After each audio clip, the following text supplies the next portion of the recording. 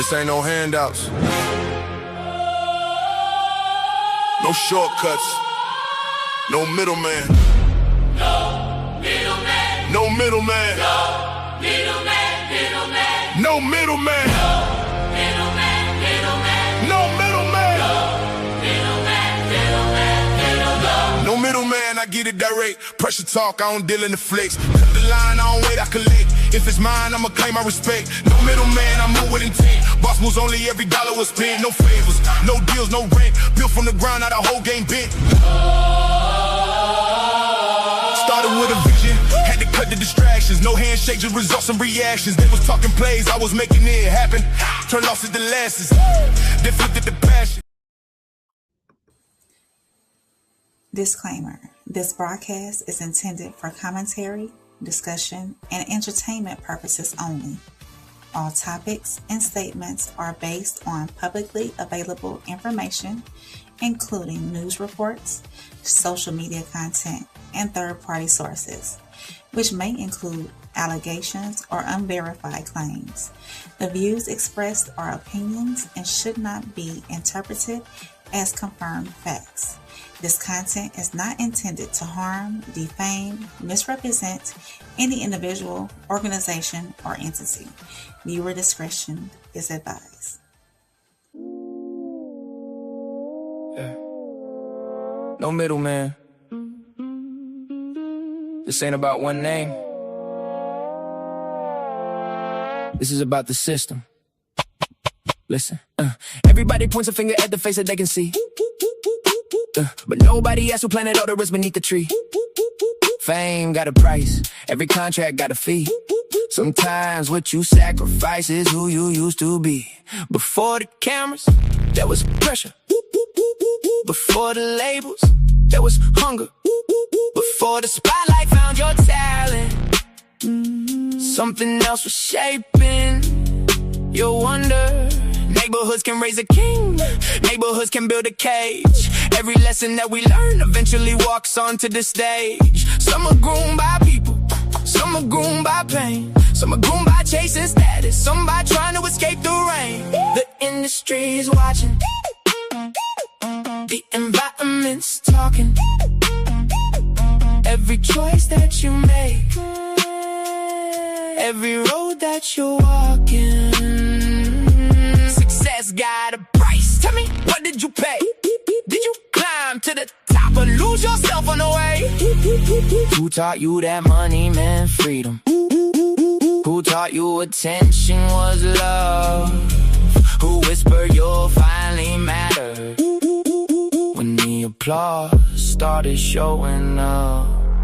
21 said the city can shape you, teach you survival before it teaches peace. When the streets become your classroom, some lessons never leave. The block can groom, the culture can groom, social media can groom, even the living room. Patterns become normal until nobody questions why. When dysfunction feels familiar, healthy starts to feel like a lie. We're not here to cancel people, we're here to understand. Because if you never study the process, you'll never break the plan. Power don't always force you, sometimes it invites you in.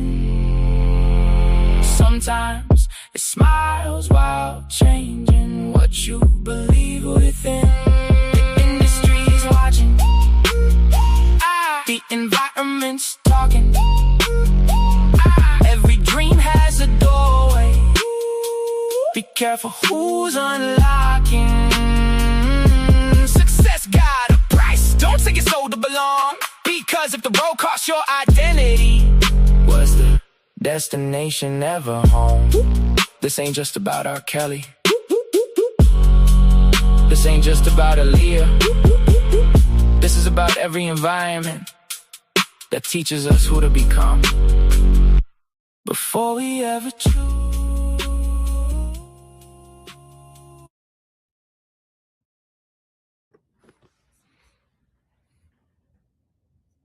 When people hear the word grooming, most minds immediately go to one story: R. Kelly and Aaliyah. A relationship that has been widely documented, debated, and examined for decades. But tonight, we're asking a different question. What if grooming doesn't begin with one person? What if the environment is already preparing someone long before they ever meet the individual who changes their life? Because before there is a producer, before there is a manager, before there is a record deal, and before there is fame, there is an environment. An environment that teaches you what success looks like, what respect looks like, what survival looks like, and what you're willing to tolerate. And sometimes what you're willing to become. So recently, 21 Savage spoke about growing up in Atlanta and how the streets can shape young people, how environment can normalize behaviors and expectations that outsiders may not fully understand.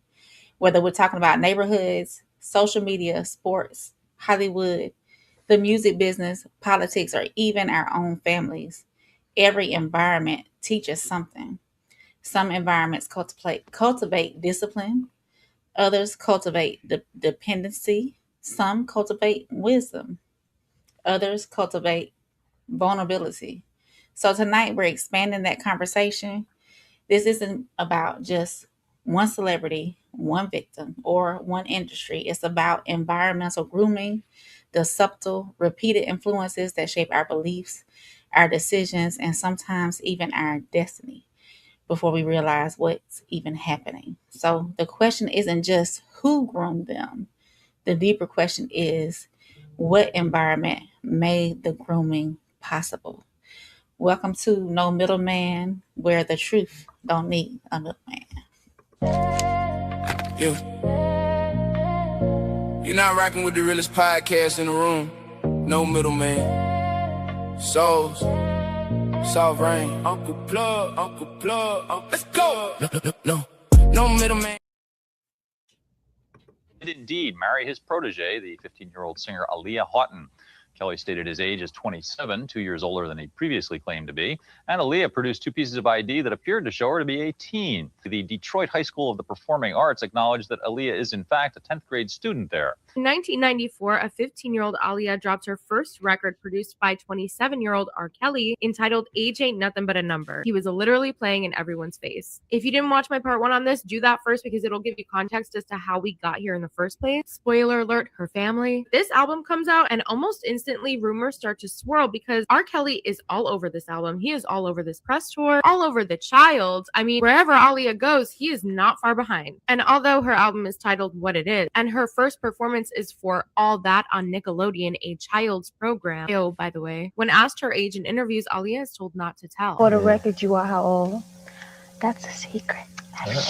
And why would that be? Well, the 15-year-old has a secret, and it's, I'm sure, an absolutely terrifying one for her to hold on to. The child is pregnant by a 27-year-old R. Kelly. And this was speculated at the time, but it was confirmed in 2021 during R. Kelly's trafficking trial, where his tour manager confirmed that Aaliyah was pregnant. And in response, these two grown men hatched a plan. First, R. Kelly's tour manager would bribe a local official in Detroit for two forms of fake IDs. These would state that Aaliyah was 18 when in fact she was 15 years old. They would then bring the girl to Chicago without any parental supervision and marry her off to R. Kelly. This move would be made so that R. Kelly could then authorize an abortion for Aaliyah without being charged for statutory rape. Can I just say, to know the laws well enough, to know that there was a loophole to get him out of these charges, it's incredibly telling. But this marriage stunt does not stay under wraps very long. I actually think it was Tori, who's very active here on TikTok and a friend of the channel, that was the first to obtain a copy of the license while working for MTV News, so they were actually the first to break it. Now, you and I are hearing this story and going, what the fuck? Both of those men should obviously be in prison. Not only rape, but fraud on top of it to get out of the rape charges. Like, surely once this was all brought to light, there were consequences, right? Well, yes, there were, but not for R. Kelly. In fact, the big question the media had was whether Aaliyah would face charges for presenting a fake ID to get married. The fake ID she was supplied with, she had braces when they met. Now, as far as Aaliyah's family's reaction, the reason he didn't go to prison for this, well, R. Kelly made a deal with them. That deal included the annulment and subsequent expungement of the marriage from Aaliyah's records, and R. Kelly sold the rights to his first 3 albums to her family in order for both them and her to stay quiet, which is why when you see interviews where she's asked about R. Kelly or asked about the marriage, it often looks like something like this. What is the situation? Because we don't know. It will let you know. To let you know. No, I want to let everybody know that it's not true. I'm Aaliyah, not Aaliyah Kelly. They took the fucking money. And once again, Aaliyah gets no say.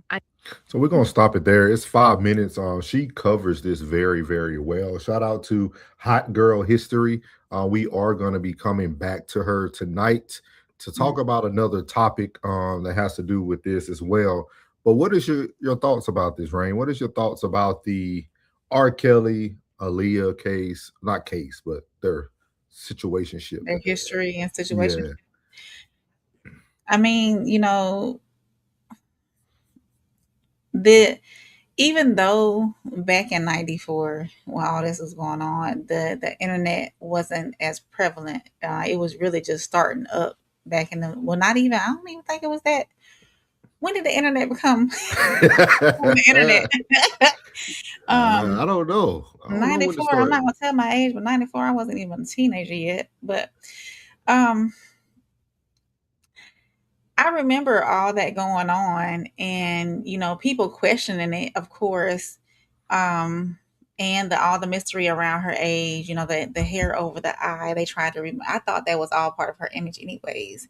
The hair being over her eye, trying to maintain that mysterious thing about her and not knowing everything about her and whatnot. With that being said, in regards to him marrying her, I do believe the family was paid off, because I don't think a parent in their logical right mind as a parent would allow that to happen without some sort of compensation. And I don't know if she ever expressed her thoughts behind it afterwards. I can't remember, bless her dead, bless her soul. Unfortunately, she died in that accident. But in regards to that, I would have never let my daughter do that. Fame, industry, any of that. My son. No, you cannot pay me to marry my child. And I think more so of, he may have wanted that guardianship over her, or her legal spouse over her, in order to make decisions for her when it came to the industry, in order to take her all over the country or all over the world, even without having to have her parents' parental supervision and permission as well. So he may want it. That might have been his ultimate goal. With knowing what we know now about his history, the reason why he's incarcerated right now, currently, and whatnot, it makes me question what his true intentions was. Still not gonna take away the musical genius that he is, because hey, if it still rolls, it still rolls. I still sing. It is what it is. Unfortunately, he is not a great man when it comes to these allegations and whatnot that he faced and has been convicted of. But with that being said, I don't feel like her parents would willingly do that without some sort of compensation. Yeah. Without him, and we're talking about grooming, without him grooming the parents. Because that's what I was. Yeah. What did you promise the parents? How did you coerce not coerce, but how did you coerce the parents into giving up their daughter? They're essentially giving you their daughter at a young age, and with you being in your late 20s, that's crazy. Yeah, I agree. And for all the new people coming in, shout out to Too Tired to Sleep. We will get to the comments tonight. We are on part 2 of our series about grooming. We're breaking grooming down from different elements, from social grooming to industry grooming to environmental grooming. We're going to be breaking down different areas of grooming, just due to it actually came about with the Memphis shooting that happened with the mom, Miss Kendra Scott, who found the 20-year-old man under her 13-year-old daughter's bed. With that being said, you said something very interesting, Rain, because in psychology, social grooming is normally described as almost sweet, because it has 4 elements: attention, rapport, trust, and normalization. And if you paid attention to the first beginning of the video, it talked about the attention, right? Aaliyah wanted to go there. She was super young. They seen her talent. We're going to play another segment 2 is going to kind of break this down even more, but then also building that rapport, right? Because like you said, for someone as parents to want to even take a payoff, there has to be some form of relationship built there. Trust Mhm. is also another element, relying on that person, confiding in that person. So I think it was a lot there. And then also it became a normalization, right? Because a lot of times we forget that we, the public, or even media outlets, right? We also contribute to grooming. Like allowing someone to sit there and not really answer a question and not try to pose the question in different manners, or to allow this person to continue to have this run, which almost normalized the lie, right? Like everybody knows, you even know as the interviewer who's asking it, but I mean, I understand like not trying to overstep your boundaries. She was hot at the time. You got one of the hottest Mhm. artists in front of you. You're not trying to ruin an interview. With that being said, I think in the early 90s, we were still so we still had a lot of the 1970s, 80s in us too, right? Because we know how what they call PDF files and all that stuff that kind of happened within the homes. Mhm. A lot of this stuff was normalized, right? Grooming was normal. A man marrying a extremely young woman was super normal. You guys are going Yeah. to see it again tonight, and especially just in different cultures, it was very, very normal. So I just thought it was very interesting because it is the case that most people think about. But we're going to show you guys another case, not a case, but another study tonight where like you're going to be, oh, yep, that is right, right? Because we only think about R. Kelly or certain people, but there's been a lot of grooming going on within the industry. So we just wanted to start off with that, man. We're going to get to some of these chats. I'm going to let Rain read those. Hey, I-90, he said no internet in 94. Little Penny said, we got to stop pimping out our youth. Yeah. Too tired to sleep. Welcome in. Internet was around in 1994. Oh, so we got some conflict, some conflict information. Hey, Rue. Hey, Rue. He said, I think around 95 to 97, the internet came through. Okay. Somewhere along there, yeah, because I was in high Yeah. school. Time said, I hope we are not going to have a double standard tonight because if R. Kelly wasn't grooming her, he has to be the P word because if R. Kelly was Roberta Kelly playing with Genuine, this would be grooming. You're right, Tom. You're right, Tom. I think that's an interesting question because if I'm not reading that wrong, he's pretty much saying everybody gave R. Kelly a label, but usually if it's a woman, we say they're grooming. So we talked about this some last night. Yeah, we did. Yeah.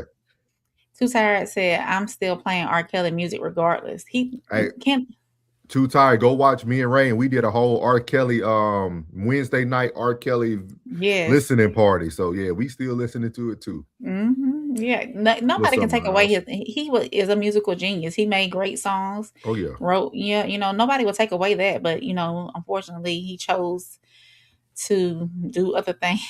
Yeah. Miles said greetings. Ooh, we didn't answer Miles' question last night, did we? The difference between the two M's. Oh, we will. Thank you. Good. Yeah. Look at you. I forgot about that. Yeah. Sharp.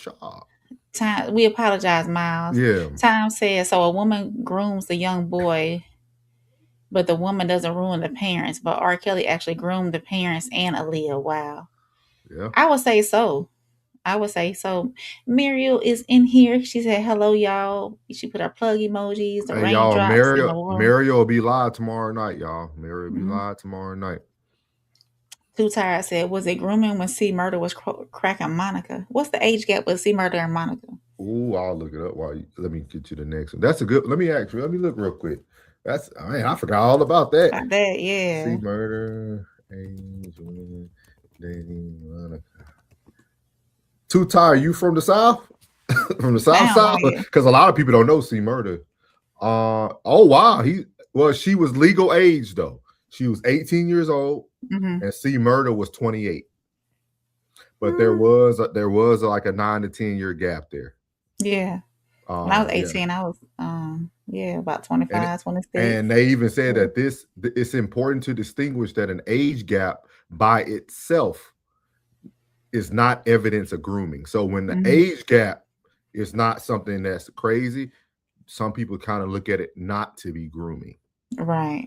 Okay. Time says so. Aaliyah is a victim of her parents and R. Kelly. Stay tuned. Stay Stay tuned, tuned. Ty. Stay tuned. Miles said not to defend Kelly, but just a few decades earlier, girls were married as teens to older men. Yeah. That's what that's where child bride came from, didn't it? Mm-hmm. I-90 said we talking about a guy who said he would marry his mom. His upbringing, I would assume, played a role in his adult life. He also believed he was, I'm not gonna say that word, when he was young, a lot of trauma. I-90, go again. Y'all go catch me and Rain's music show about R. Kelly. We actually opened up with a clip of R. Kelly in school when he was talking about his music teacher put him on stage to sing for the first time. And he said that day when he got all those applause, he wanted that feeling for the rest of his life.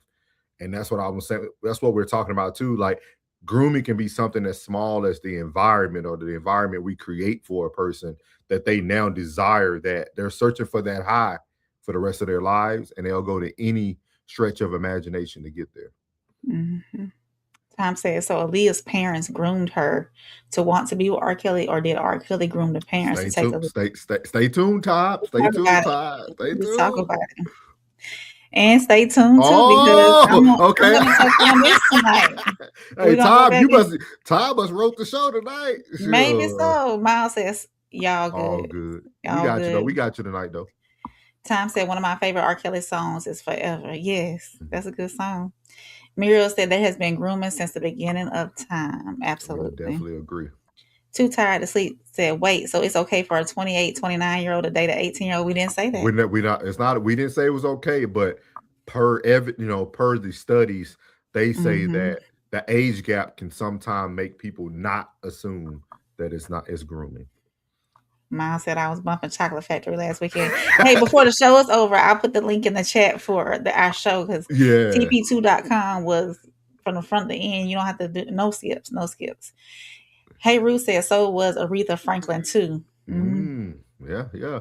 Shout out to the chat, man. We appreciate y'all. We knew y'all would like this. We knew y'all would like this, man. Yeah.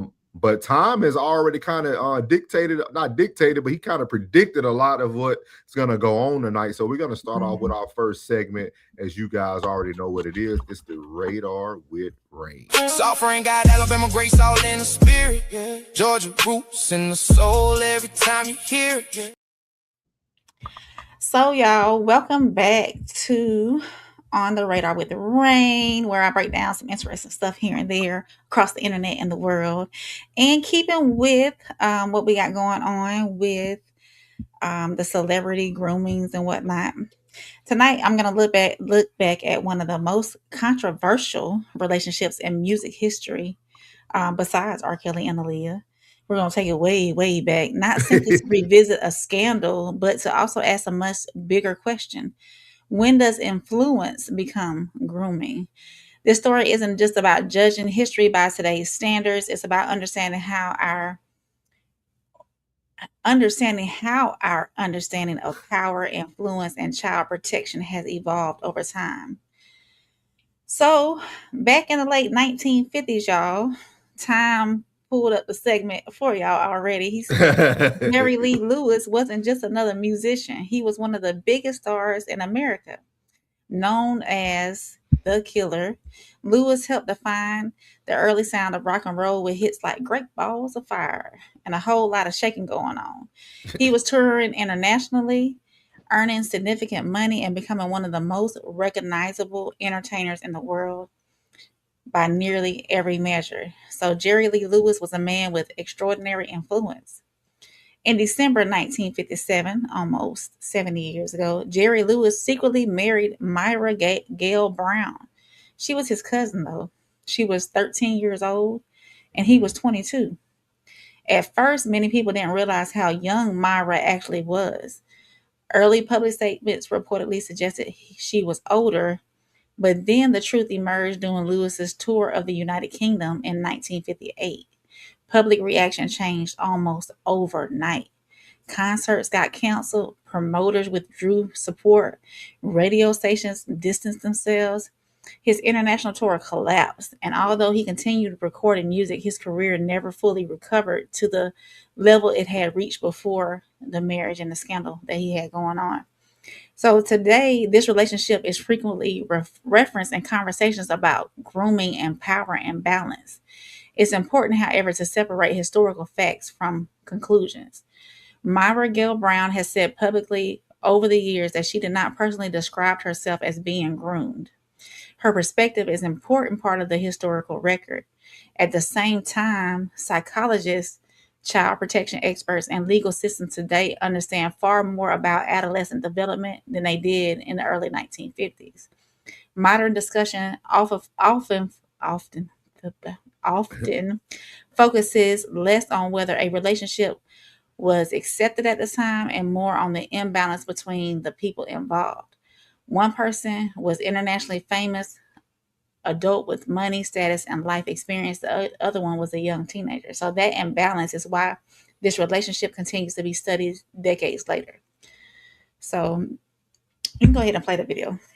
Myra Brown is only 12 years old when her older cousin Jerry Lee shakes up her life. We were all mesmerized. You knew something great was coming out of this. And he rocks the rest of the world. Goodness gracious, great balls of fire. It's the birth of rock and roll and the beginning of a roller coaster for Myra. Jerry would kiss me. I mean, it was nice, but I was confused. Jerry was so possessive of me, he did not want me to look another man in the eye. When the good times came back for Jerry's career, things went to hell quickly. Really, sincerely, I would like to say one more time what a great honor it is to be back in London, England. Oh, this is where I first came over and I brought my little 13-year-old cousin with me. Remember that? Myra Brown is only 12 years old when her older cousin Jerry Lee shakes up her life. We were all mesmerized. You knew something great was coming out of this. Yeah, so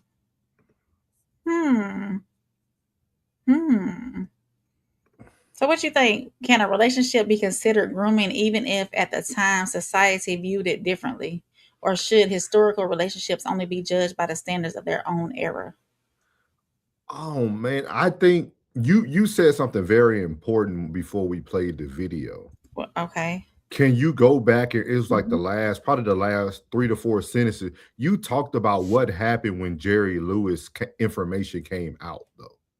Let's see. When it came out. Yeah. You said they canceled his tour. At first, many people didn't realize how young she was. Early public statements reportedly suggested that she was older. But when the truth emerged during his tour of the United Kingdom, reaction changed. Concerts got canceled. Promoters withdrew support. Radio stations distanced themselves. So right there. So listen to what that community did when they didn't agree compared to the R. Kelly Aaliyah community. You see the difference? His environment, his community, his group of people, his listeners did not approve of that. So they acted accordingly. Yeah. Our group of people, we laughed at all. We let it go through interviews. We still allowed R. Kelly to be R. Kelly. Like we never tried to put a halt on what we felt was inappropriate. And that's why I say everything, like the consumer is the most powerful person in the world because his consumer said, no, you're not going to do that. We thought she was older, bro. We don't support that. Hey, you on your own. You see what I mean? Like it affected him negatively, like in his pockets, everything. Yeah. Just imagine if somebody would initially halted R. Kelly. R. Kelly might still be with us making music and not behind bars. Because once you pay for something that people feel is incorrect, you know the consequences behind it. Everything he did never had consequences. He just got bigger. You see what I mean? Yeah. And we're going to be talking about this throughout the series. And I think it's very important for people to understand that our environments are so important when it comes to grooming. Because a lot of things that we normalize is only because nobody corrected it. You see what I mean? So it's very interesting. Like when you read it, I was like, man, I didn't know that because I didn't even know about Jerry Lewis' story to be. So I learned something tonight. Yeah. Great balls. Yeah. So history isn't just a record of what happened, it's also a record of what society understood and what it didn't. The Jerry Lee Lewis story reminds us that our understanding of childhood, consent, and influence has changed significantly over the last 70 years. Whether you see this case as a product of its time or as an early example of harmful power imbalance, it continues to challenge us to think critically about where admiration ends, where influence begins, and how society should protect young people. If you are catching this on the rewatch, make sure you hit that like button, make sure you hit that subscribe button, turn on those notifications, leave your comments down below in the comment section, and let us know what you think. And This offering got Alabama. This offering got Alabama grace all in the spirit. Georgia roots in the soul every time you hear it. You know, that little pause threw me off. That pause yeah, threw me off. I was like, dang, I didn't say on the radar with rain. It hit me at the last minute. It's okay though. It's okay. I'm just trying to do that for the cut-ups, you know. We're gonna get to y'all comments and then we're gonna move on to segment number 2 tonight. Great. That was great. I didn't know about that. So I love learning new information. So Time says Souls of Thought. This content, y'all content is better than reality TV. I know people like drama and chaos. They hate listening to real reality take a standing ovation. We appreciate you, Time. We appreciate you, man. We know it's going to take some time. We understand this is the slow burn, man.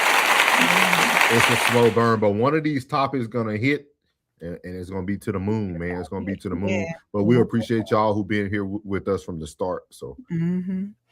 Miles said Prince, and I think he was another one. We might be able to wrap him into this series somewhere. The Wolf BG said TWR raindrops. What's up, BG? Time says so. I believe Jerry Lee Lewis knew that there were other rock and roll stars and other country stars and people in the business doing the same thing he was doing. It's not a one-off. I agree. Time said big facts. Even though Jerry Lee Lewis sounded like the king of rock and roll, which is Little Richard. He said, shut up. Time says, Souls, you are 100%. You are spot on, my brother. The people back then were different than they are today. We have a society that let everything go data and let everything go back then. Yeah. Penny says, standards of their own era. Only because couples married at 14, 16, great-grandparents, grandparents era because of small community and economic culture of the time, not to mention racial issues. That's very true. FBA Proud, welcome in. We appreciate you being here.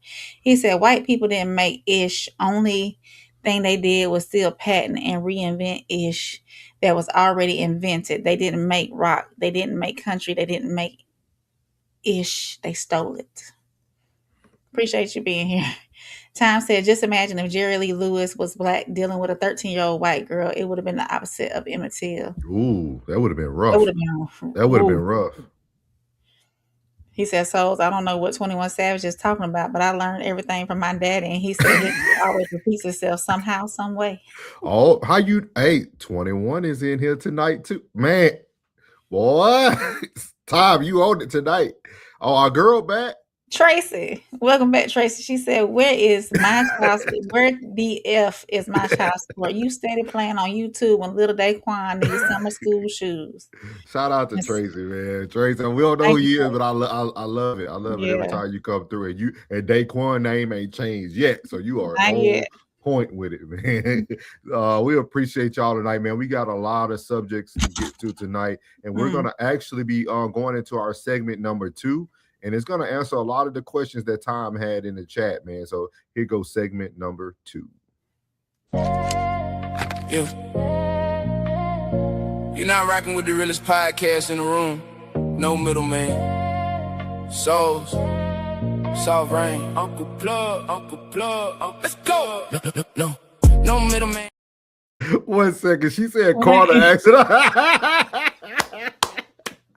Hey, Trey said the BBL payment's overdue. Hey, I told you not to get them things. They're gonna be leaking on you. You went to Dr. Miami, not Miami, man. I told you. Tracy, we'll send over the cash app later on. All right. I know. I love it, man. So we moving on. For all the little babies, we got you, Tracy. That's a good one. Segment number 2. Can a child be prepared before grooming occurs? Tracy. So can a child be prepared before grooming? So here we go. This is going to answer a lot of what Tom had. So here we go. Yeah. Pictures of me. She said, yo, she's got this kind of sex appeal working. It comes through on the picture. I thought I was hot. You know, I had on a hot little dress. How old were you? I was living. I was 10. And I got for hot at 10? I think you're supposed to be hot at 10. Are you? We have to talk about Aaliyah. And yes, it's Aaliyah like Ali, not Aaliyah. I say Aaliyah. Yeah.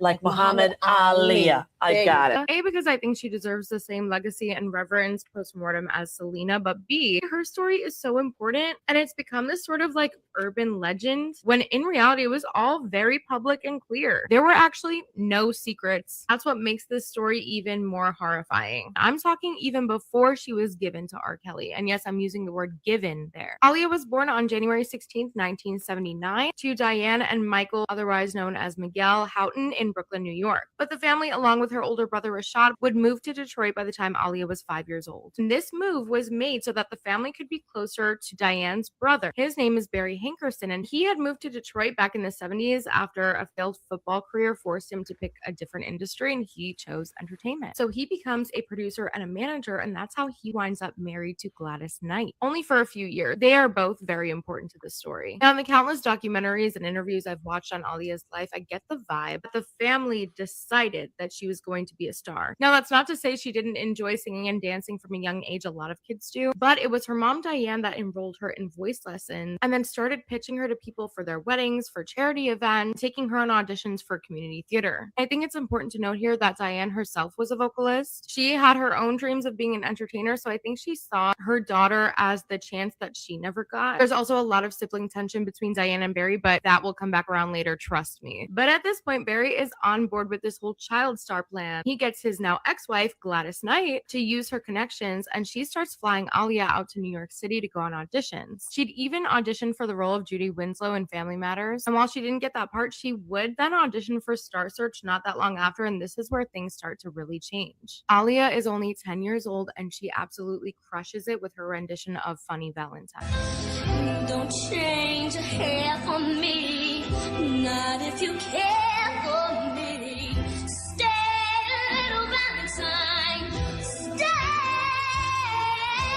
She's incredible and winds up taking home second place. This is where we get that anecdote that I played for you in the beginning where her mother says that she had sex appeal. I want to throw up even repeating that because she's a baby, but that gives you a little insight into what's being planted in Aaliyah's mind at this age, what she's expected to show up as. So after this, she auditions for several labels. She performs in concert alongside Gladys Knight, but no record label is signing her, which I mean makes sense. She's 10, like hello. Well, Barry's getting impatient, so in response, he starts his own record label. This is called Blackground Entertainment in 1993. Aaliyah is 14 years old at this point. When I tell you this label is quite literally created for her, and I know a lot of people say that this was a subsidiary of Jive Records. That's not really true. The distribution deal with Jive Records didn't happen until Aaliyah's first album was ready to go. The connection that Hankerson had to Jive in the first place was through R. Kelly, who was an artist that Barry independently managed at the time. Are you still with me? In short, the label is still independent at this time, and it's shortly after creating it that Barry gets R. Kelly into the room with Aaliyah to produce her first album. This is 1993. R. Kelly was 26 years old and a rising star at the time. He wasn't huge yet, but he was definitely like the top male R&B new vocalist. And by this time, he's already gaining a local reputation for hanging around the high school and recruiting girls as young as 12 years old to be his backup vocalists. This isn't a secret, okay? This man was never not a pedophile. People will say, well, why didn't anyone notice? The answer is that we all noticed. No one cared because we were Black girls. What happens after this meeting? I mean a lot. An explosive album with an insane title, a pregnancy and subsequent abortion, an illegal marriage, and the temporary... So there you have it. That was video number 1. I made sure I left that out purposely so that we can have the discussion about this now. Can a child be prepared before grooming occurs? And I think this is a very vital topic right here, like a very vital segment, because we always look at the outcome and we never go back to the roots. And we talked about that last night at the closing of the show, is that a lot of these things are already being prepared for a person. You know what I mean? That's why, you know, when you're like, that's why you see it a lot too. It's not just in entertainment. You see it in sports today. You'll see a kid now on YouTube doing drills at 10 years old, and the dad is such a great father, but is he really a great father? Does that really need to be put out to the world right now? Or is that something you wait till he gets older and then you can show the world when he becomes a big name and talent? Or are you grooming him so that he can become a prophet? Like, are our children becoming profit? Are they becoming charity? Are they becoming a money sign? And I really want to hear your opinion about this, especially being a mother as well. So I think that some parents tend to, I'm going to say, groom their children into being who they always wanted to be, and they never got a chance. Either they missed the opportunities to be that football player, baseball player, singer, star, actor, actress, soccer player, whatever it may be.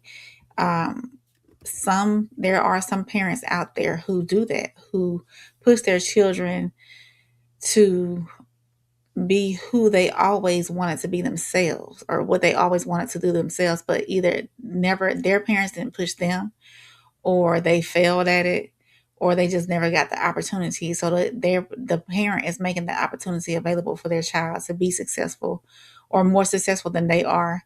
And I think it could have benefits in a way, but when you're pushing that child to do something they really don't want to do, it's different. And whenever you have to do things that, as far as grooming, or as far as being paid off to put your child in situations that they really shouldn't be in, then it becomes something different. Or you're trying to make profit off of your child, you know? Yeah. So I think that it's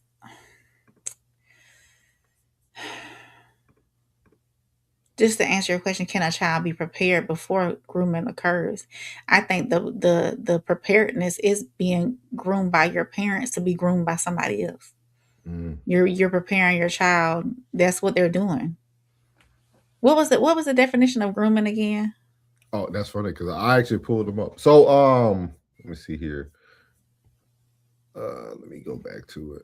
Before I give y'all the definition, I did look up also, because we use different phrases in today's time, right? A lot of people might call it now living through your child. You might hear that There you phrase, like, go. oh, you living through Yeah. your child. And it actually breaks down the two distinctions of the two. So living through your child, that's parents pushing a child towards achievements, career, sports, or activities to fulfill parents' unrealized dreams. The primary issue is that the child's autonomy is diminished. So living through your child takes away their autonomy. Grooming, it says the adult gradually builds trust, dependence, and compliance to make the child more likely to accept manipulation or exploitation. Grooming can be sexual, financial, criminal, or ideological, Jesus Christ, or emotional. It's you tonight. Yes, ideological or emotional. So Yeah. it talks about that, and it says the best way to form this would be not every controlling parent is grooming their child, but every form of grooming reduces a child's ability to think, choose, set boundaries independently. The key question isn't whether the parent has influence. Every parent does. The key question is whether the influence is helping the child become more independent or more dependent upon the parent's needs. So So like when you think about the definition of grooming, this definition is letting us know that every action pretty much has a opposite or equal reaction. And grooming, the definition of grooming is a deliberate process of building trust, influence, and dependency to make another person easier to manipulate, exploit, or abuse. So yeah,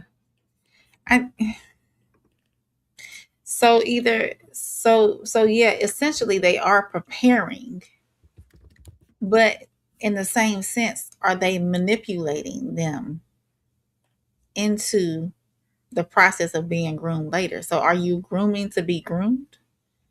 I don't think, again, I think it kind of goes back to our discussion last night. I don't think parents intentionally groom their children. Okay.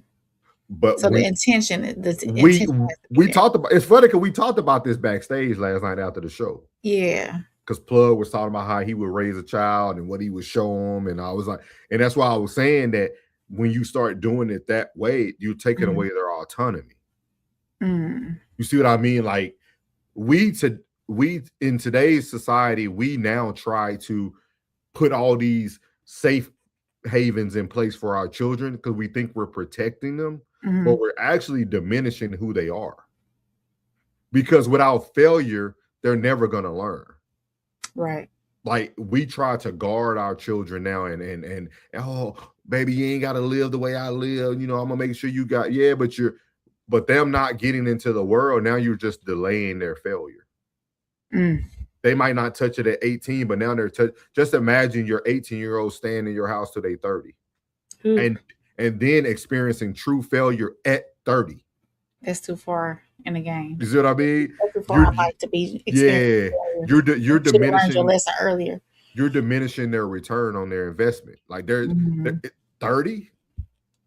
That's tough. You should already have a career and everything. You know what I mean? So yeah, it's just, again, is it like the system that kind of gets us in this situation? Like, are we, for yourself, are you a single mom? So you're already in defense mode for your child. Oh yeah. You see what I mean? Yeah. So like the system almost puts you into a state of, I have to groom them this way.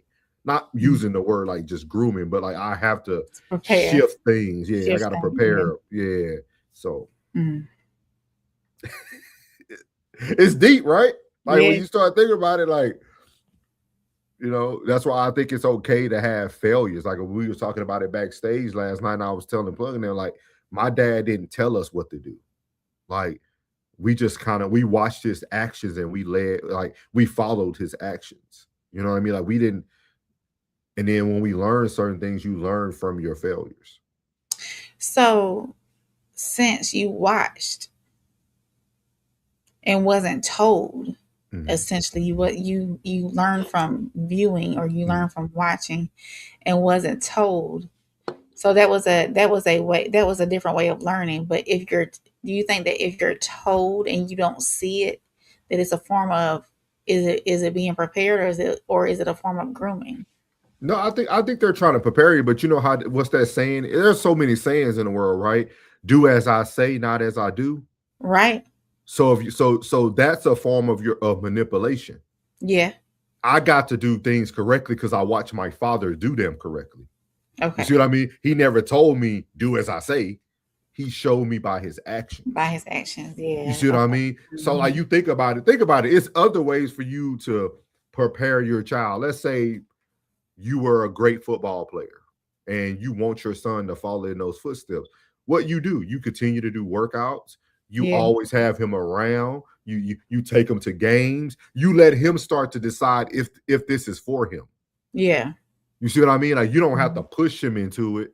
You just see if he gravitates towards, okay, me and dad are going to all the high school games on Friday night. Let me see if my son goes down there and talk to the players after the game. Is he excited as a young kid to get on the field at halftime and throw the ball around with the other kids? You see what I mean? Like your child will slowly show you what their interests are. Oh yeah. But you gotta put them now. Yeah. Yeah. Now should you take him to NASA? Little man want to go to space. Yeah.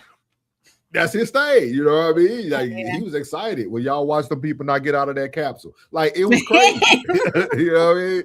So it's one of those. It's one of those things, man. Like it's just very unique. But I mean, I can't tell people how to raise their children, but that was just how we were raised. Like I told you guys on a past episode, I started playing football because I see how supportive my dad was of my brother playing football.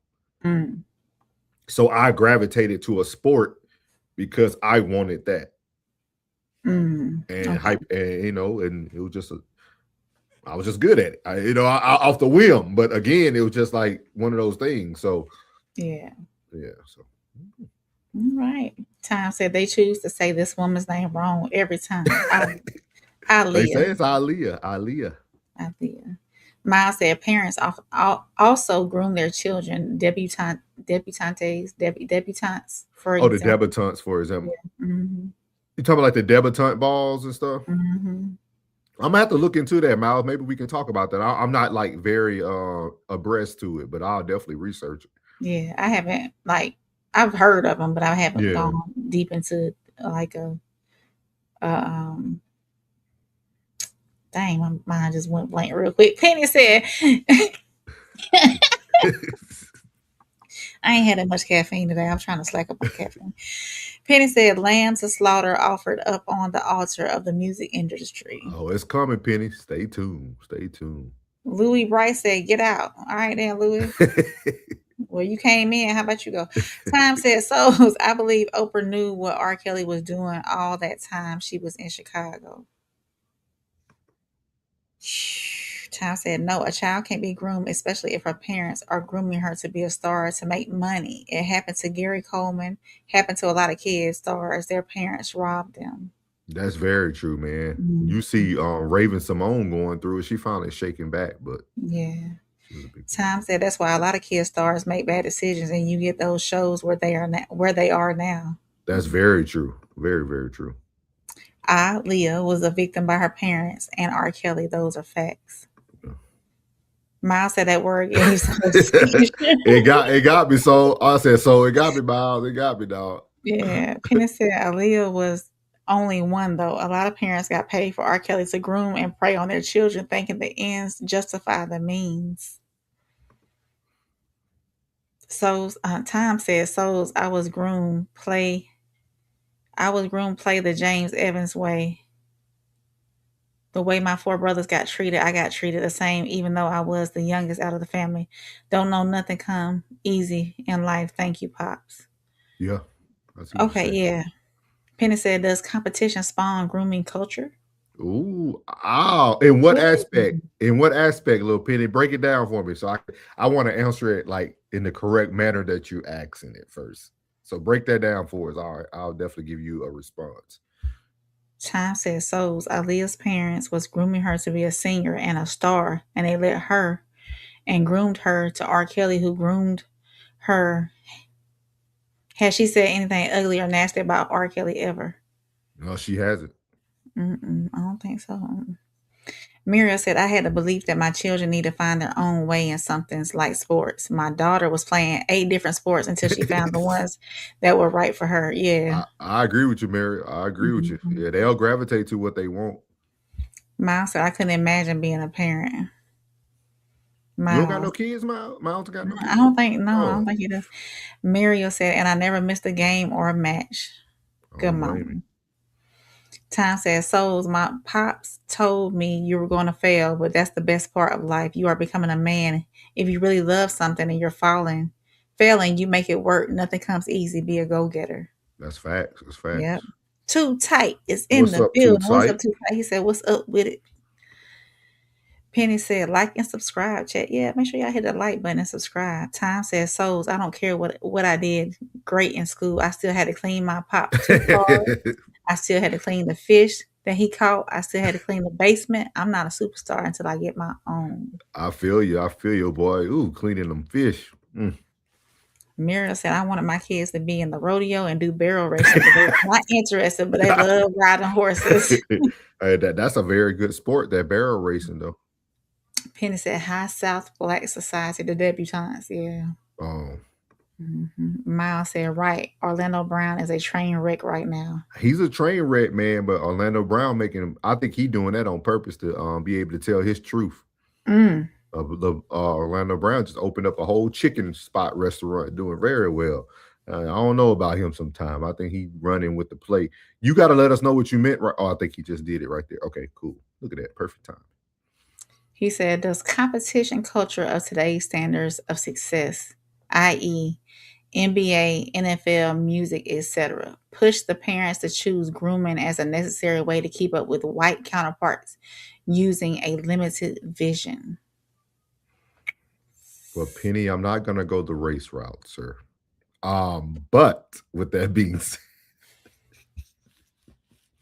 I swear Penny be messy. Because the real reason why I'm not going to use race is because we actually create the sports world. So I think African Americans kind of dominate the sports world. I think the competition of the culture today's standards of success, like the parents push the grooming because of monetary gain. When you think about it now, Penny, your child can go be a millionaire in college. They don't even have to step. They don't even have to step in the NBA anymore to be a millionaire. Like for those who haven't watched my Shreveport News show, I talked about Peyton Houston. He's a quarterback out of our hometown city of Shreveport, Louisiana. A young black man just signed with Nike. He's in the top 50 of high school football players that signed with Nike. He's a millionaire already. His dad created trading cards his sophomore year of high school. Think about that. Like they already knew how good, or they felt they knew how good he was going to be, and they created a trading card that he was already autographing in the 10th grade because of that. So that dude been making money hand over fist. He said Souls wasn't trying to make it about color as much as I got you. I was just being funny, Penny. I'm just being funny. I got you. Tom said, I remember one time I was watching the girls double dutch and hula hoop. I thought my pops was going to hit me upside my head. He said, which one of you going to marry? Yeah, they used to get you with them little short gym shorts on, huh? Yeah, and that double dutch, they used to get them. Yeah. So, man, as we speak about children, we're going to move on to segment number 3, and we'll be right back with that one. You're not rocking with the realest podcast in the room. No middleman. Souls, Soft Rain, Uncle Plug, let's go. No middleman. So here we talk about Usher, Diddy, and Justin Bieber. Grooming or trauma bonding? It's going to be a question posed on the screen while this is playing. Let me put it up so everybody will be able to see it. There we go. So y'all pay attention to that question as well while we play this video. Signed to a guy named L.A. Reid, this famous music executive. Usher then loses his voice. L.A. Reid wants to help him, get back on track, so he sends him over to this guy named Puff Daddy. And as you can imagine, Usher had a problem. He just didn't know it yet. See, Puff Daddy was this up-and-coming music executive who could really turn someone into a star. He put them through this thing called Flavor Camp. And during Usher's term in this Flavor Camp, he lived with Puff. And in Usher's words, he would see questionable things. He said at any given time, you can open the door and see a bunch of random people playing Netflix. He said he would be up all night partying when all he really wanted to do was go to the studio. And this is when people speculate that Diddy did something to Usher. Now, I need you to listen to me. I'm going to give you the evidence as to why people believe this. But until you hear words from Usher, Diddy, Justin Bieber, nobody knows anything. All right. So Diddy and Usher are in an interview with Kevin Hart. Diddy said, hey, yo, pause. When Usher used to live with me, we used to wrestle for Frosted Flakes. Kevin Hart said, what?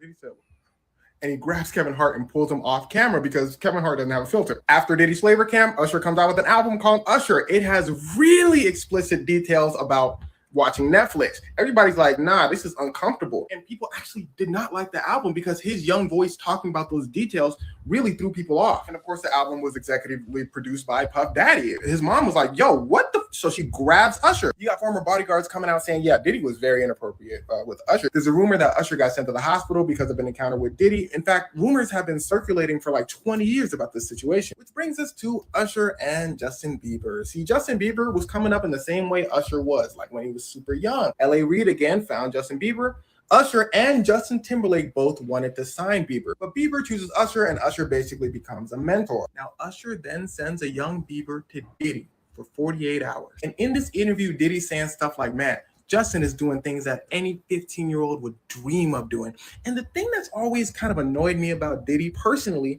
is he's always towing this imaginary line in interviews. Because of his ego, he has been snitching on himself in interviews. If you listen, he'll say something like, Justin be having a really good time with me. If no one acknowledges it, he'll be like, I can't say too much. You know what I'm saying? But like a really good time. I can't say too much stuff. You feel me? And he'll do this like throughout the whole interview. But here's the thing about Justin Bieber. He's been insanely harassed by the entertainment industry over the years. In fact, Justin Bieber comes out with a song about it where he's not just talking about one person. He's talking about the whole industry. In fact, Justin Bieber starts crying in an interview when Billie Eilish's name is brought up. He says that he wants to protect her and young people in the industry so they won't go through what he went through. And here's where it gets very wicked. Something you got to understand is the music industry is known for being very wicked. We just talked about Billie Eilish, right? Well, somebody got to her too. She eventually tells her brother, and her brother gets the person fired. We're talking about Billie Eilish. Matter of fact, Taylor Swift even came out and said something happened to her too. And I need you to think about that for a second. The industry has the audacity. So there you have it. You have Usher, Diddy, Justin Bieber. We all know the stories about Justin Bieber. We all have seen him lately in the public eye. Some days he looks great. Some days he looks bad. It all depends on where he's at. So my question for everybody tonight is this situation more grooming or trauma bonding? And then the question on the screen says, if grooming changes the relationship and trauma bonding changes the attachment, can exploitation become so normalized that it feels like loyalty? Is it really trauma bonding though? Because I say that because Usher coming in, Bieber coming in, they're not bringing trauma with them. They're young. So is Diddy with his trauma?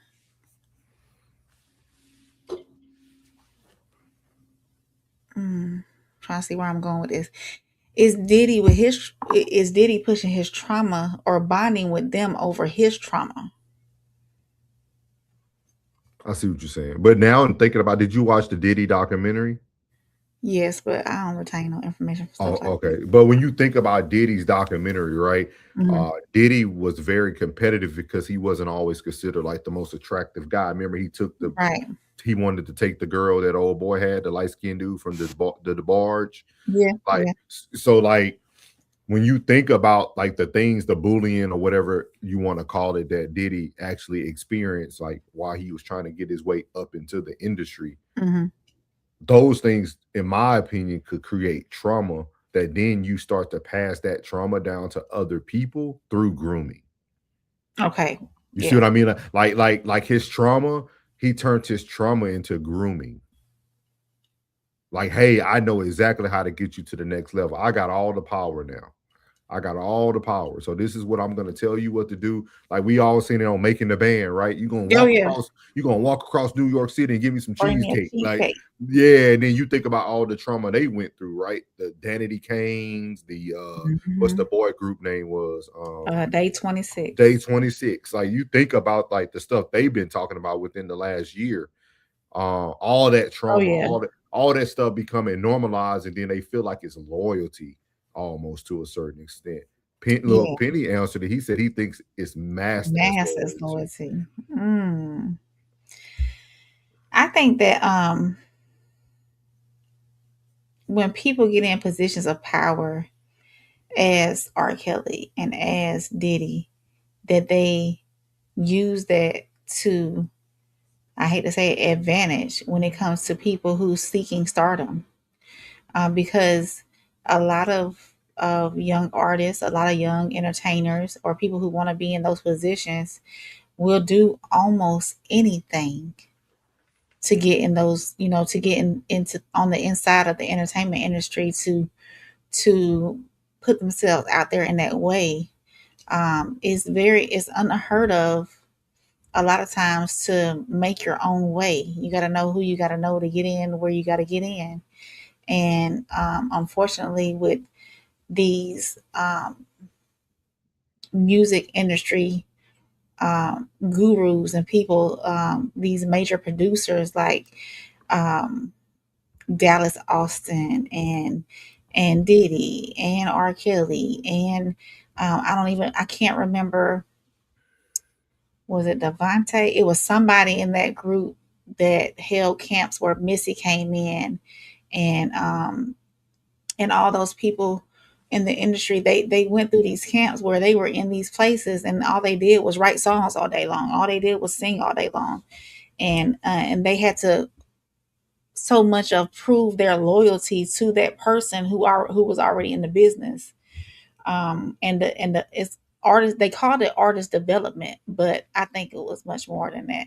Yeah. So it's and in that way they are grooming those people who do want to be in the entertainment industry. So it's Muriel said he's a predator. So I want us to look at this as well, because I think this is a very good thing. So I'm gonna pull this up on the screen for y'all, right? Because I think this stuff creates a very deep conversation, right? Because a lot of times we don't get the opportunity to like really break things down or talk about them, right? So let's say, of course now we know he's a predator, right? But let's think that we didn't know what just came out about Diddy. And then you take someone who desired so much fame, they wanted so much attention, right? So up here, what I asked was, what is a predator versus an opportunist, right? So it starts giving you the separations of the two. But the thing that starts to stand out, it says a simple way to explain it is an opportunity sees an open door and walks through it. A predator unlocks the door, invites you inside, and closes it behind you. But let's say you take away the word a predator, right? And you just read that as this person unlocks doors, invites you inside, and closes it behind you. That almost would sound like that go-getter, that hustler, that person that they're not looking for an opportunity, they're creating it. Yeah. You see what I mean? Like words mean everything. Word means everything. Once we give it a title, it changes the outcome of it. But we hear every day people sounding more like a predator than an opportunist. We just now, and then it says in context of grooming, an opportunist might notice someone is lonely, ambitious, or vulnerable and decide to benefit from that situation. But then it says a predator often spends time identifying your vulnerability, building trust, lowering boundaries, and creating dependence. Grooming is one of the tools a predator may use. And I think that word may use is very important, because when you go back up to an opportunist, it says might notice someone is lonely. So that doesn't mean that person didn't spend time with you to identify that your vulnerability is your loneliness. You see what I mean? Yeah. Like the difference in just wordplay there. Like an opportunist might notice someone is lonely. Yeah, but it says a predator often spends time identifying their vulnerability.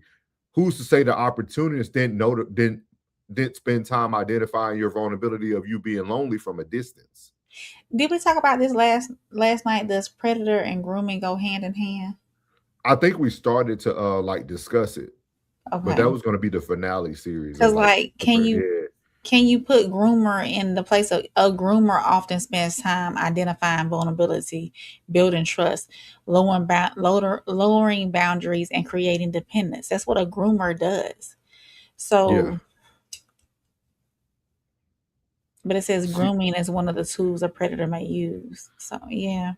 So it's very unique, right? When you start to really do the word play, it's almost like, could a predator initially come off as an opportunist and then over time build all these things that they figured out about you and then now become more predatorial over you? but it all initiated by becoming the opportunist. Like they took the opportunity to become the predator, become more predatory over you. Mm. I don't know. It's a good conversation. I don't know. Good conversation. Like it's like I don't know. Miles said Diddy did more than groom. He did drugs and essay. Time said it's funny how Usher Justin Bieber wasn't in that case that Diddy had. Yeah, they wouldn't say nothing. Mm-mm. Penny said got to pay to play, and after you're in, you have to protect the system.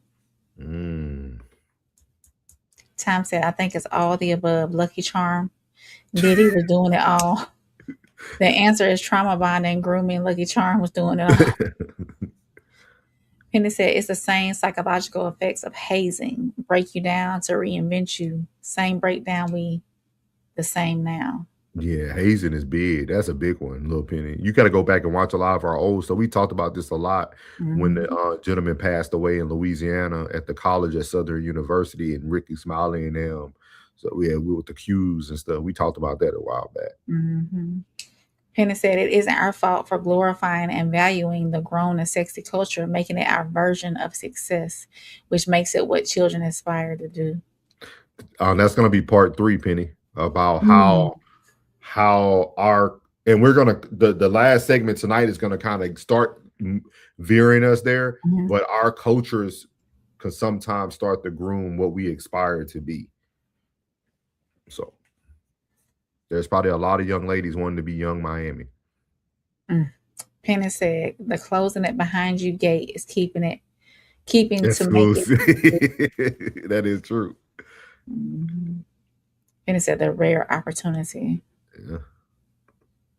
Mira said facts. This is wild. I never thought about how much grooming there is in the world, and that there is good grooming and bad grooming. Yeah. That's what I said. It's like all this stuff matters. Like that's why I said, like, when I and I like to talk about these things, and I know Rain enjoys it too. Like it kind of shows you why I don't so quickly jump on sides. Like I try to really see what this all may consist of. Like we give people titles so quickly today, and man, it damages people long term. It damages them long term. Sometimes we need to see what a person's really about. Yeah. Miles said essentially the same word, different connotations. Thank you, Miles. Thank you, Miles. Penny said opportunist is more based on solo growth and expectations, and grooming is more using others to grow. Okay. He said manipulation. That's the ultimate key. That's the ultimate key.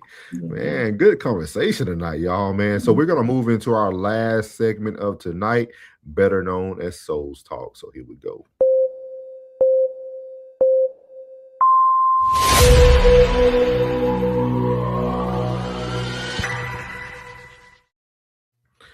So you have it here on Souls Talks. 21 Savage starts to talk about environmental grooming. I thought this was very interesting, and this is how we're going to close out part 2 before we roll into part 3 next week. That kind of goes more in depth into environmental and cultural grooming and what we're starting to see today, and why we do have a lot of the mentalities and thought processes we have today. Appreciate you, Lil Penny. He said like and subscribe, fam. Yes, sir. Yes, sir. So here goes 21 Savage talking to, I think he was talking to Banks. So this is what he said about the Atlanta grooming youth. So here we go. Really got down. What's the word? Atlanta really a pedophile. Cause Atlanta really groomed us, bro, since we was kids. No, just listen to what I'm saying. And you see what I mean? Y'all see what he had to do first? Everybody took that word that he used and everybody laughed, but he's like, no, listen to me, because I got to break this down. So yeah, it's always good to allow people to finish. Maybe pedophile the worst word. What's up, TJ? Maybe pedophile the wrong word. Atlanta is a grooming ass city. Okay. Atlanta groomed us nigga since we was 10, 11, 12 on club life, bro. Like nigga, when I was 11, nigga, on my mama, nigga, I was taking out trash for $2 in apartments. Just to goddamn get some chucks and some dickies to go to the Cater Skate. Yeah. getting wristband.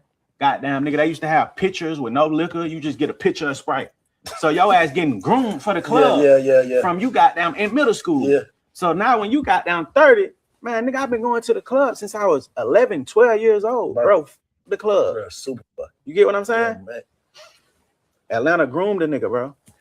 Atlanta is really goddamn. What's the word? Atlanta really a pedophile. Cause Atlanta really groomed us, bro, since we was kids.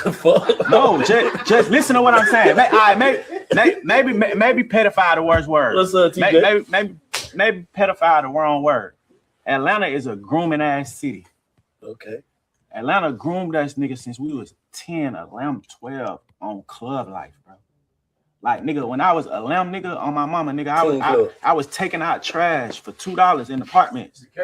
Just to goddamn get some chucks and some dickies to go to the Cater Skate. Yeah. Getting wristband, goddamn nigga. They used to have pictures with no liquor. You just get a picture of Sprite. So your ass getting groomed for the club. Yeah. From you goddamn in middle school. Yeah. So now when you got down 30, man, nigga, I've been going to the club since I was 11, 12 years old, bro. The club. So there you have it, man. 21 Savage starts to talk about environmental grooming.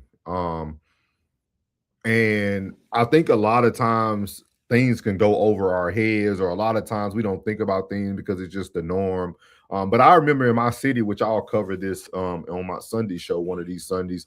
I remember when Shreveport, Louisiana started to try to open up 18 and under clubs. We had a club called Station 1. We had another club called the Mansion, and these clubs were in Highland and somewhere else. And I'm telling you, they didn't last over 6 months. It was deadly shootings, and this shootings. Wow. Shootings. You see what I mean? Like I remember very vividly, you know, we wanted to go. You know what I mean? We wanted to go to the club. You know what I mean? You want to go because everybody's talking about the Mansion. Everybody talking about Station 1, bro. Station 1 pumping, man. It's on North Market. You know what I mean? Ours was called though. What y'all was called? The Back Door. You need to cover it on your show. I'm telling you, find some old articles of it, because every city, I think, tried it in their own way. But like ours was so deadly that it didn't last. Like, and just imagine thinking about 15, 16, 17-year-olds worrying about getting killed at a teen club. Yeah, that's tough. Like, we didn't have any shootings or anything. It was, I don't even think we had like any fights on the inside. They didn't play that there. Because it was on the back side of like a family entertainment complex. They called it the Back Door because it was the back door. You had to go up these steps to get to it. It was on the back on the back side there. So we really didn't have. I'm not gonna say we didn't have teen violence in the city that I'm from, but I felt safe enough to go there whenever I was a kid, whenever I was a teenager too. So and the community dances that they had at the recreation centers on Saturday night sometimes too. So thank you, Miss Mariel, for the 10 gems. Yeah, I don't know how this stuff works, but we appreciate you for the 10 gems tonight. You can turn it into revenue later on. Oh, okay. Yeah, you get with YouTube, and they convert it to revenue later on. I don't know how it like goes down, but that's how it goes down. Somewhere along in there. Okay. Let me see here. You can keep going. I'm trying to look up, see if I can find it, like the news article about it. About yours, yeah. About the clubs, because it was like early 2000. And I know 21 Savage blamed it on the city, right? The environment within the city, but too, we have to blame it on our households too as well, right? What our households allow. Oh, so I'm allowing my 11 or 12-year-old to go to but the skate center is different, you know what I'm saying? And they did produce the environment of the club in there. You know, you drink, like he said, pictures of Sprite. You know, there was no alcohol involved, but it's sort of like a mini club for young folk, really. Because they was in there skating, dancing, and carrying on, you know, having a good time. And but that's what we do in clubs as adults as well. But we got alcohol involved. Yeah. You know, so it's different in that sense. But I think it starts at home too. It starts at home. Yes, our environment outside of the house can shape us, but our core is at the house. What Yeah. our parents allow and what we do, what our parents show us how life is, and what we do as adults, really affects our children as well. Man, I'm gonna have to find it for the show. I think it's right here. Because like back in 2008, it said it was supposed to be a hangout for teenagers, but after a series of run-ins with the law in downtown Shreveport nightclub, we had another one called the Hot Spot. Is being forced to close its doors. I'm gonna have to look. I'm gonna bring it to y'all for my show. But like we grew up and like all this stuff happened. Like, but you don't think about it, right? Like he even said, instead of pictures of liquor or bottles, you could take pictures of Sprite. You know what I mean? Like Sprite. they're already kind of telling you, hey, go buy out the club, go buy a bottle. You know what I mean? This is what life looks like. This is what popping looks like. And it's just very, very interesting, man, because I never really looked at grooming so deeply until I started doing a lot of research on it. And like so much is going on behind the scenes. Mm-hmm. And that's why I said we do have to learn the systems, because those are other small experiments, right? Because for anybody who knows my city, the white lawmakers didn't let us get too much in the city, but they let that happen.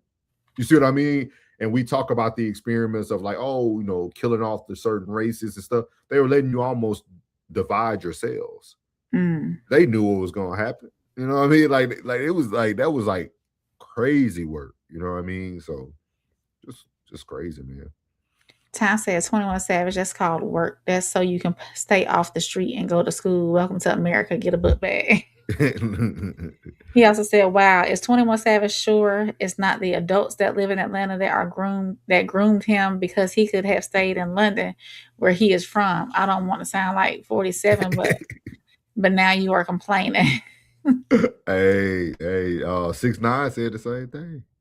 Penny said 21 hit it in the head, but the system structuring youth minds and becoming an institution through social norms. And it's crazy because we do this, but you can't do it positively to make doctors and lawyers.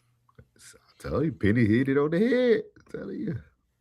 Tom said, souls, maybe I lived in a different world because outside had no effect on me when I got out there. Mira said, our under 18 clubs were our under 18 clubs were awesome, and it was safe because of the area, and they had a lot of security. Yeah, the back door. Miles says something is definitely an ATL drinking water. ATL is a different place. Classic said, are we saying that there is something wrong with this? Which part, Classic? Which part?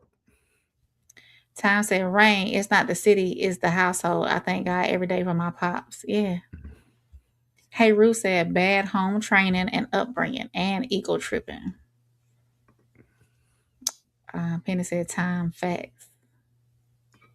Tom said, my favorite Cosby episode is when Bill Cosby was talking to Theo, and Theo had that money in his hand, and he said, are you going to have a girlfriend? And took all of the money. Classic Skip episode. Tom says, so our friends can groom us too. So that isn't called peer pressure anymore. That is called grooming pressure. Gotcha. Classic said, clubs are often ruined by a couple of bad apples come with the territory. Gotcha. I see. Okay. He said the teen clubs grooming people for adult clubs. I don't know. I don't know that it's a bad thing. I understand why it's worth conversation. Yeah. Gotcha. Yeah. And I think 21 brought. I think for 21 saying it probably would come off hard for a lot of people to try to embrace it, because he also produces music that glorifies that world too. Yeah. So I think it's kind of hard for him. Maybe he's not the right messenger for it.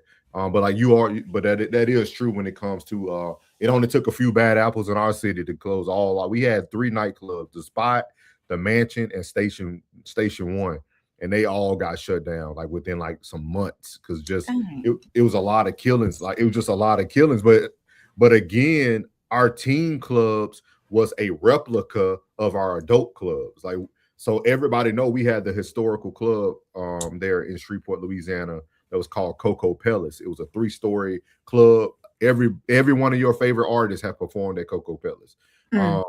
But Coco Palace was known for, like, if you want to get somebody or you want to catch somebody, like, because it was just different. Like, it was different. Like, so it was a lot of killings, a lot of stabbings within Coco Palace. And a lot of people don't know this, but when you're inside a club, the law doesn't have the same jurisdiction inside that club than outside. So people used to do a lot of things inside of Coco Palace, and then it could filter outside, but they don't know what's going on. Is it because it's private property almost? Yeah. The white man that bought Coco Palace, and it was actually a white man that owned it. He was like a millionaire in the city. That's what, for everybody who know Bebe, he's a huge radio person in Dallas. You probably see him everywhere on social media and stuff. That's where he originated from. And he's from Shreveport, but he started out all his DJing in Coco Palace, him, 3 Feet, Bebe, all that stuff. And then he came up here to Texas. So, but yeah, I just wanted to play that video because next week when we do part 3 of grooming, we will be speaking about more environmental and social and like societal grooming. So I just wanted to be able to play something to kind of get your guys' heads wrapped around the whole grooming process and how it looks in different areas. Penny said club draw division between have and have nots. If you wasn't in a skating rink where all the fine girls were, our skating rink was pretty. We had a bunch of. We had Crystal Palace, we had Hot Wheels, and then we still got the one that's in Bossier. I forgot the name of that one. But yeah, skating rinks was where it's at, man. Yeah, that too. But even there, it was a lot of fast kids in there. They were fast. When them lights get low out there, boy, them little kids fast, boy. For real, because like my daughter loves going to skating rinks. So like being a parent, taking your child, you be like, oh, like I couldn't believe people would leave their child there and come pick them up. Like my daughter knew daddy's sitting right here at this table. Hey, you can go skate. I can't leave you here by yourself. Because I already see them little stanky boys, and I don't trust you either. Even though I felt like I raised you right, hey, I'm gonna keep my eye on you. You know what I mean? Until I can't. So, you got anything for them? We appreciate y'all tonight, man. Great chat tonight. We appreciate all the new people who came in. Make sure you hit that like button. Make sure you subscribe. Even if you're watching it on the Raw Society side as well, make sure you hit that like button and subscribe. Thank you, Ray, man, for being present and accounted for tonight. Tune in tomorrow night, guys. Me and Rain will be doing our part 2. Yes. Playback and perspectives with we're talking about the TV show on Netflix, Polygamous. Man, we're doing episode 4 through 6? 4, 5, and 6. Yeah. 4, 5, and 6, man. So y'all tune in for that tomorrow night. Yeah. How far have you gotten though? Oh, I'm on I think 10 now. All right, now we might have to do 2 this week now. Hey, it's getting good. It's getting good. It is. Yeah. I'm still, wife number 2, but because at first, I will say this. At first, I was confused when we first did the first 3 episodes because I stopped at 3 episodes. And I was like, polygamous. Well, it's just a little bit of infidelity. It's not polygamy yet. So it's evolving into that. So I would love to read the book too, because the books are more detailed than what because when I was a teenager coming up, I did read How Stella Got Her Groove Back. I did read Waiting to Exhale, and those books are the book is always more detailed than what we see on screen. So I would love to read the book because I know it's Time said, Mom took us to the skating rink. Pops used to take us on field trips. We used to do things as a family. That's what I miss most about it as a kid, and definitely giving to my kids today. Absolutely. Yeah. So, Rain, I'll let you close us out, man. Unless you got anything. You got anything else coming up this week that you need to share with everybody? Not set in stone. Okay. But possibly doing something on Thursday. See? Mariel said, I'm on 17, let go. Hey, Mariel just up and past me. Mariel, she's slacking. She's slacking, Mariel. I gotta wait till A Boogie, okay, be in his room occupied, or put my headphones on, or watch from my phone, or because scenes in there that'll say, "Hey, wait a minute." But yeah, so I gotta monitor when I do that, type deal. I understand. But yeah, that's it Thursday, and then I might bring in. I'm still contemplating on doing a Nolan Wells special radar investigates, just compiling everything that went down with the funeral and afterwards and whatnot. So I might bring that in. I don't know, y'all, maybe. And of course, on Sundays, I always tap in for the weekly rain report. So, and the time keep changing on that because I'm being a busy mama. Yes. And prayers going out to his family. That was difficult yesterday, having to lay him to rest. I got my personal opinions on the funeral, but hopefully soon they'll get some closure. That's what I'm praying for mostly, just closure.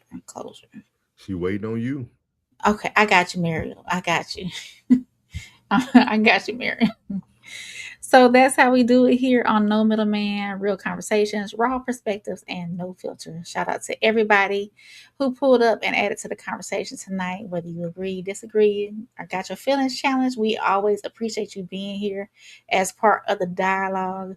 Make sure you hit that like button, subscribe, and share the stream with somebody who is not afraid of real conversation. And don't forget to, if you're catching this on the rewatch, make sure you leave your comments down your thoughts down in the comment section so we can talk back to you. So until next time, for Souls and Uncle Plug, we see you, Uncle Plug. Hey, Uncle Plug, and your girl, Soft Frame. We are signing off. And remember, the truth don't need a middleman. Yeah. No middleman. This ain't about one name. This is about the system. Listen, everybody points a finger at the face that they can see. But nobody asks who planted all the roots beneath the tree. Fame got a price, every contract got a fee. Sometimes what you sacrifice is who you used to be. Before the cameras, there was pressure. Before the labels, there was hunger. Before the spotlight found your talent, something else was shaping your wonder. Neighborhoods can raise a king, neighborhoods can build a cage. Every lesson that we learn eventually walks onto the stage. Some are groomed by people, some are groomed by pain, some are groomed by chasing status, some by trying to escape the rain. The industry is watching, the environment's talking. Every choice that you make, every road that you're walking, success got a price. Tell me, what did you pay? Did you climb to the top or lose yourself on the way? Who taught you that money meant freedom? Who taught you attention was love? Who whispered you'll finally matter when the applause started showing up? 21 said the city can shape you, teach you survival before it teaches peace. When the streets become your classroom, some lessons never leave. The block can groom, the culture can groom, social media can groom, even the living room. Patterns become normal until nobody questions why. When dysfunction feels familiar, healthy starts to feel like a lie. We're not here to cancel people, we're here to understand. Because if you never study the process, you'll never break the plan. Power don't always force you, sometimes it invites you in. Sometimes it smiles while changing what you believe within. The industry's watching. Yeah.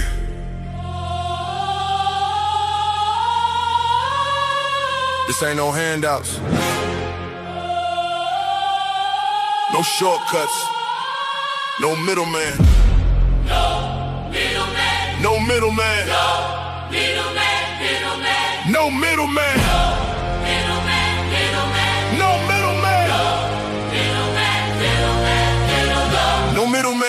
it direct. Pressure talk, I don't deal in the flex. Cut the line, I don't wait, I collect. If it's mine, I'ma claim my respect. No middleman, I move with intent. Boss moves only, every dollar was spent. No favors, no deals, no rent. Built from the ground, now the whole game bent.